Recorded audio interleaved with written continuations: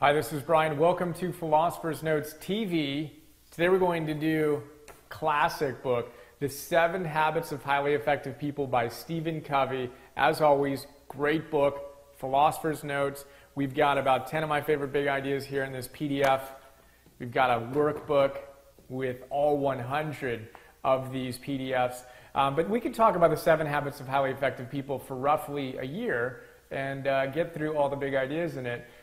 We've got 10 minutes, so we will jump in. I will say that this was one of the first books. It was actually probably the first self-development book I read way back in probably 1995 that totally inspired me to realize that I can develop my character and transform my life. And deeply inspiring for me, so I'm excited to do this note and to share some of my favorite big ideas. Really quickly, we'll go through the 7 habits themselves, and then I'll go into detail on a few of my favorite ones. So habit number 1 is to be proactive rather than reactive. Habit number 2 is to begin with the end in mind. Habit number 3 is to put first things first. Habit number 4 is to think win-win. Habit number 5 is to seek first to understand, then to be understood. Habit number 6 is synergy. And habit number 7 is to sharpen the saw. Those are the 7 habits of highly effective people. And Stephen Covey is all about character development. He talks about in the book the fact that private victory precedes public victory. First, we must master ourselves. Then we can experience success in the outside world. Too often people look for the get-rich-quick stuff or the success principles that will catapult us into success. And he says, no. You've got to start with character development. You've got to start with who you are as a human being. And he looks at the classic wisdom over the last, hundreds and thousands of years that we can translate into our lives today. And that's what the 7 habits are all about. So habit number 1, be proactive. Essentially, this means be proactive. Be a creator of your reality, not a reactive victim to life's circumstances. Right? And he talks about Pavlov's dogs. And if you remember, they were conditioned such that a bell was rung whenever they ate, and they learned to salivate every time the stimulus of a sound of the bell was ringing. They would associate that with being fed, and they would salivate. Right? They were reactive. They were conditioned. Well, most of us are conditioned the same way. Someone cuts us off in traffic, we respond the same way all the time, with anger, with frustration, etc. Well, he says we need to be proactive. We need to be able to step in between stimulus and response and choose our response. And he talks about the fact that, and a lot of people talk about this, and there's a reason why this is habit number 1. Everyone talks about the importance of being proactive. He says we need to be responsible, which can be broken down into 2 words, response able. Able to choose our response versus simply reacting to the stimuli that come into our lives. So we want to be proactive. We want to be able to choose our response to any given situation. That's habit number 1. Question for you is, how in your life are you being reactive? Can you see how you get triggered by life circumstances? And can you step in between stimulus and response and choose your response? Be able to respond appropriately. It's huge. Without that, none of this other stuff really matters. Because if we're always subject to whatever's going on in our lives and then being a victim and blaming and criticizing, we're in trouble. We need to be proactive. That's habit number 1. Habit number 2 is the idea that we need to begin with the end in mind. He says, and this is echoed throughout the literature, that everything is created twice. Once in our minds and then once in reality. Again in reality, right? Everything from these philosopher's notes to that book to this table, it was imagined and then it was created.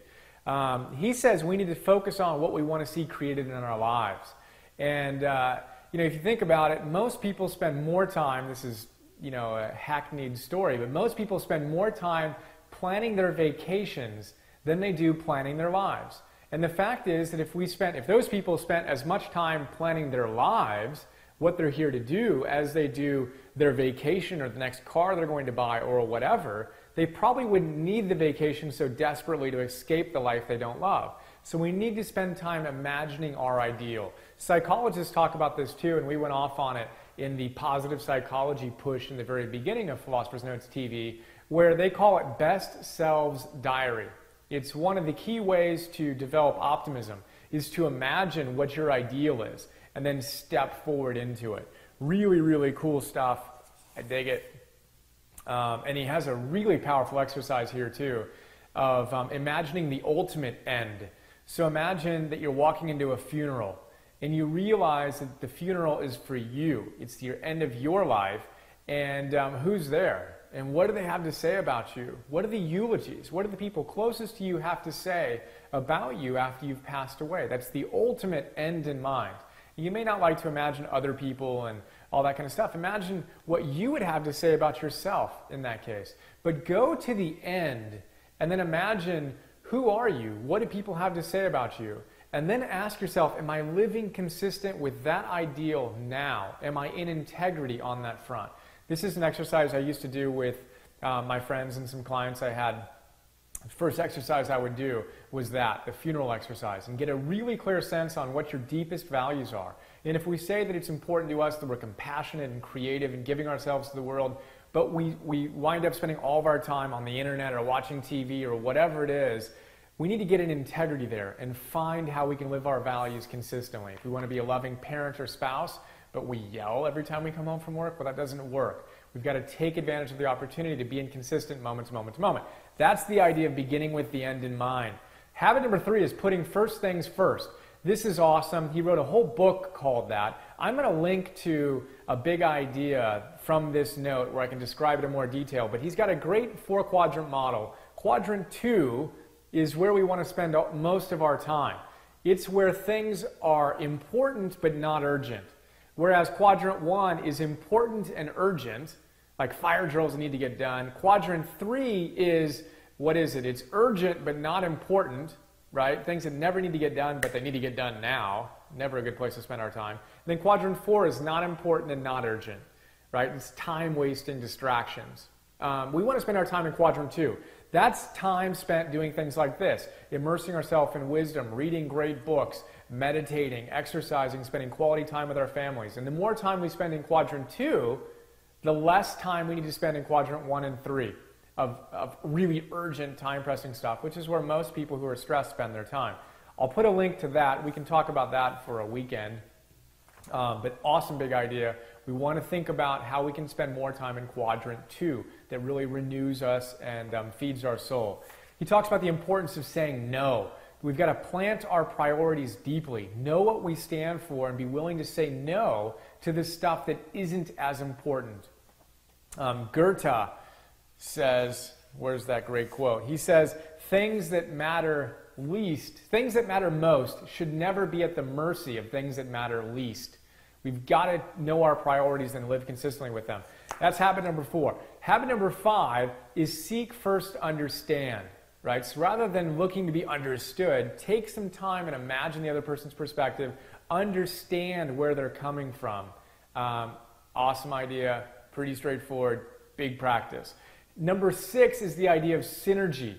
And it comes from the Greek word to work together. And imagine you have one board and another board. The strength of those two boards, the amount of weight that those boards can sustain combined, is greater than the amount of weight they could sustain separate, right? So it's 1 plus 1 equals more than 2. 1 plus 1 equals 3 or more, in fact. That's the idea of synergy. Really, really cool idea. He's got some great examples. You can check out the note in the book about how nature works synergistically. That's habit number 6. Habit number 7, one of my favorites, sharpen the saw. He tells a great story of a guy who runs up and finds a guy in the forest who's sawing down a tree. And he's sawing. And the guy says to him, hey, you might want to slow down and sharpen your saw. I think that would really help you out. And the guy says, I'm too busy sawing down this tree to take the time to sharpen the saw. Right? Well, that's not going to work. It's kind of like saying, I'm driving too fast. I'm in too big of a hurry to stop for gas. At some point, the car is going to stop. You're going to burn out. We need to take the time to sharpen our saws, to renew ourselves. That's habit number 7. So that is a really, really quick look at the 7 habits of highly effective people. I hope you enjoyed it, and I hope you found one big idea that you can implement into your life starting today. If you want to share it below, please do. Have an awesome day. Share more soon. See ya.